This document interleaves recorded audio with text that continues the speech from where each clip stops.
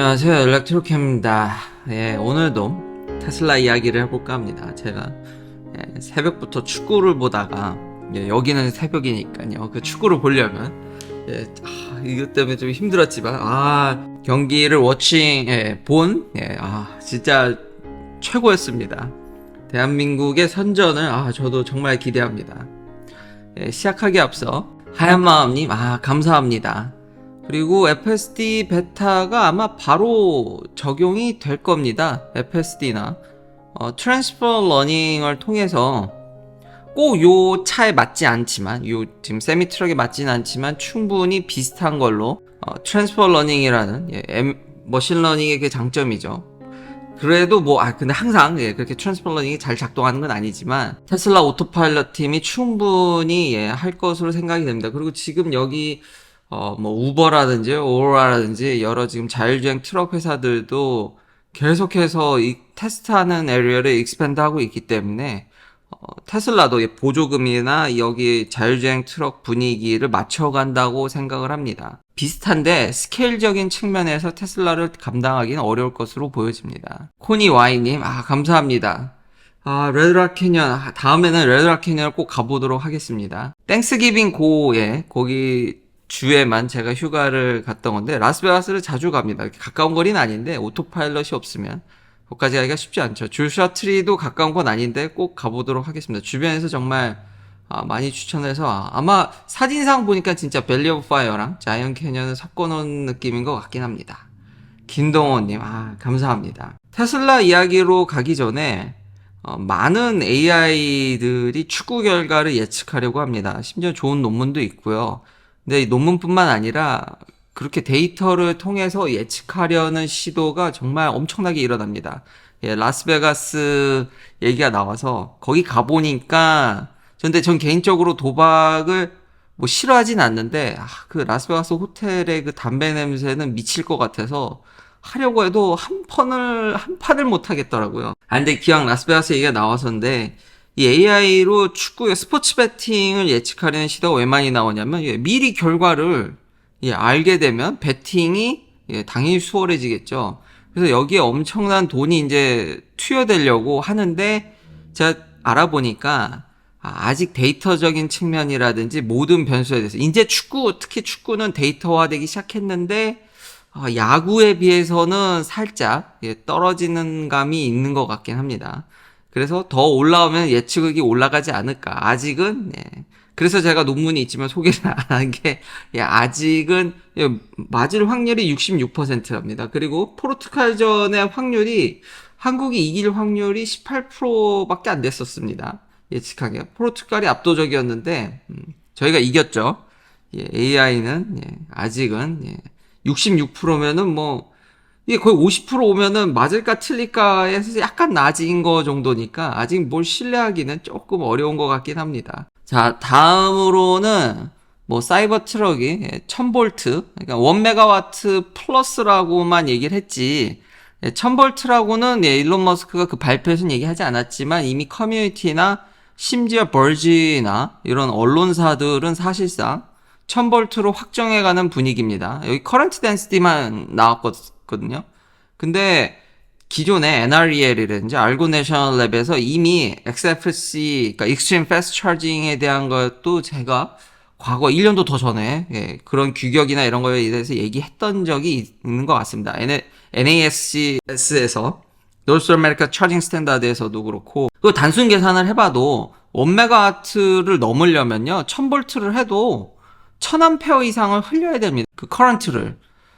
장난 아니죠? 이거를 480V로 할 수 있을지, 아무리 immersed 쿨런트, 그러니까 거기다 그냥 쿨런트에 폭삭 담근 걸로 해도, 그래서 이미 분위기는, 그리고 일부 주류 언론들은, 이걸 설마 1메가와트라고 하고 1000V를 이렇게 동시에 쓰는데, 실수했을 거라는 생각은 들지 않는데, 이미 거의 그렇게 분위기는 굳어져 가고 있습니다. 다음은, 테슬라 모델 Y가 가격을 깎았습니다. 3랑 Y가.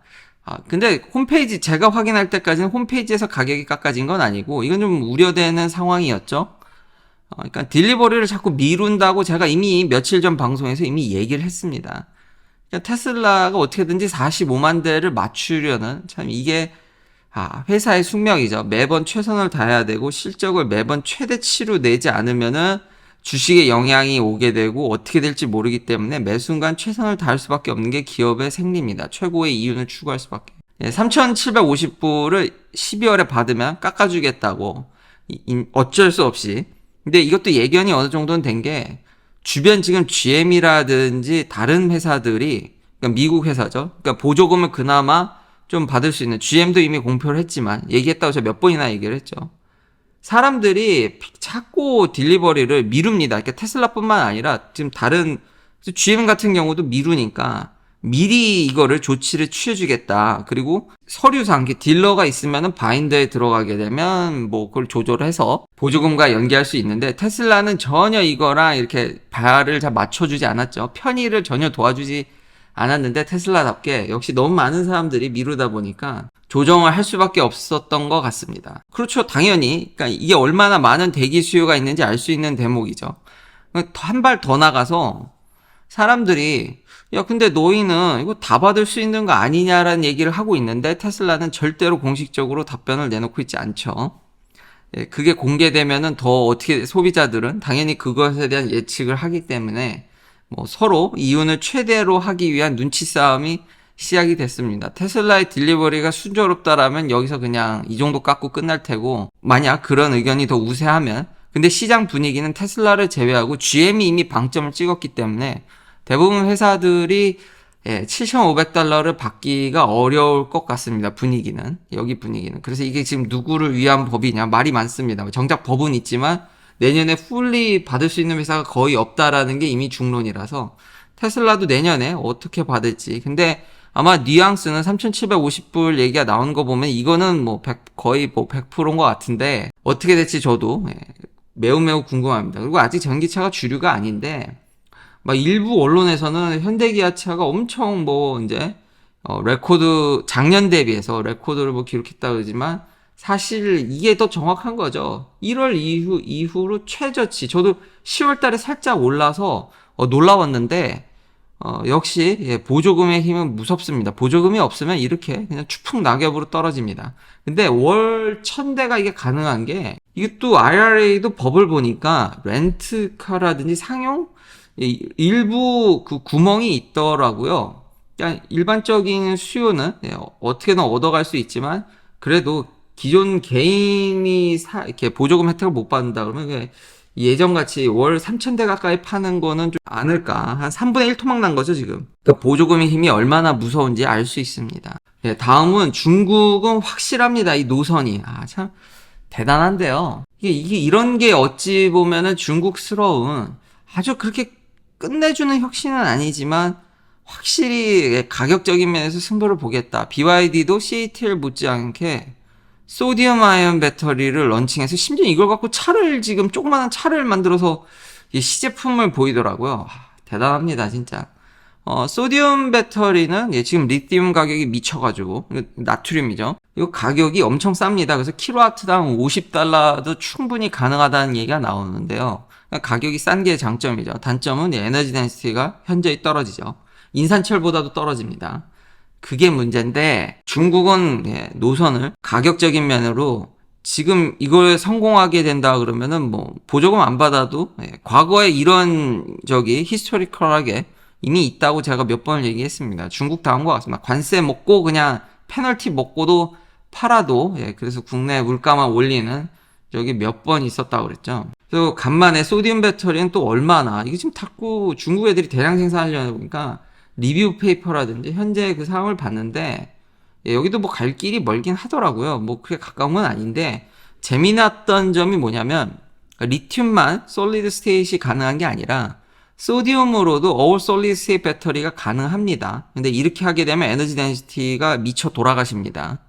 그러니까 현재 동일 조건, 그러니까 똑같은 포뮬레이션이나 비슷한 정도의 기술 수준으로는 소디움이 리튬을 거의 못 따라가는 정도지만, 여기도 솔리드 스테이트이 가능하게 되다면, 그리고 우리가 리튬에서 배웠던 모든 기술을 다 여기다 다 적용할 수 있습니다. 거의 똑같습니다.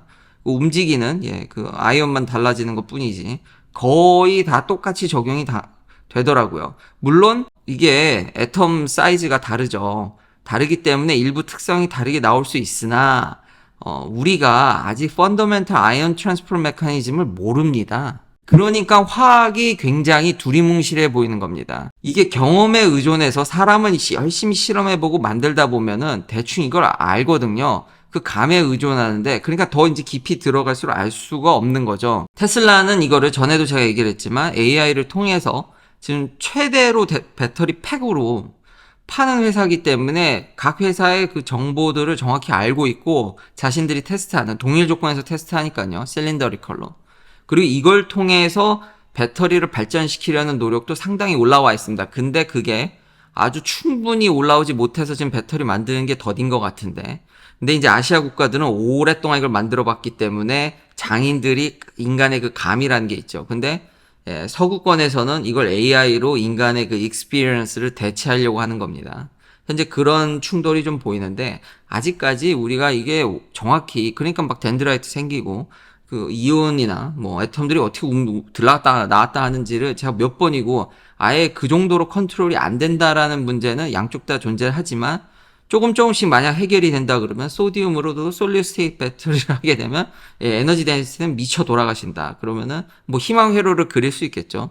엄청 싸게 지금보다도 월등히 높은 에너지 덴시티를 몇 배로 올릴 수 있는 게 가능합니다. 그래서 불도 안 납니다. 그러면. 근데 아직 이건 희망사항이다. 꿈 같은 얘기다. 근데 이런 시도도 충분히 가능하다죠. 사람들이 리튬 이온만 생각하고 리튬 배터리에서만 솔리드 스테이트이 가능하다고 생각하시는 분들도 있더라고요. 소디움으로 해도 됩니다. 그리고 참 배터리라는 게 아직은 참 이게 어려운 게 제 차는 모델 S는 18650을 씁니다. 근데 지금 이렇게 까지는 리포트들을 보면은 분해서 하는 리포트를 보면은 뭐 4680을 쓰나 2170을 쓰나 18650을 쓰나 크게 배터리 팩 단위에서 그렇게 차이가 안 나는 것 같더라고요. 그 이유가 18650은 폼 팩터가 좀 불리하지만 4680 같이 스트럭처 배터리는 되지 않지만 사실 이 안에 들어가는 실리콘, 그러니까 파나소닉은 열심히 잘 쓰고 있죠.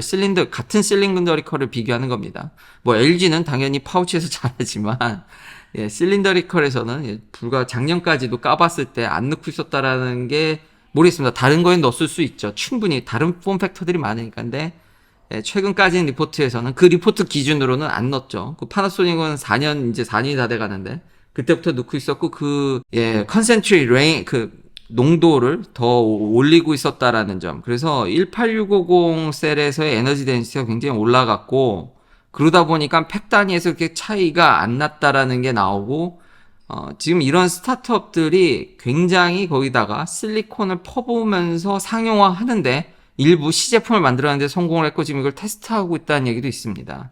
근데 1860에서요.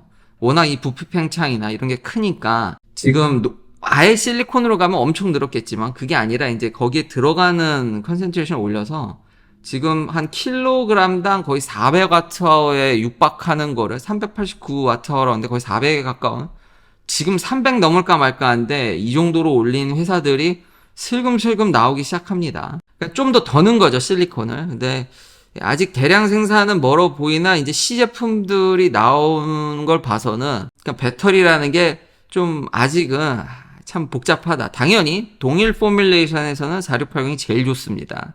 근데 그 안에 화학적인 면들 이것의 싸움이 아직도 있고 이게 어떻게 될지 저도 참 궁금합니다.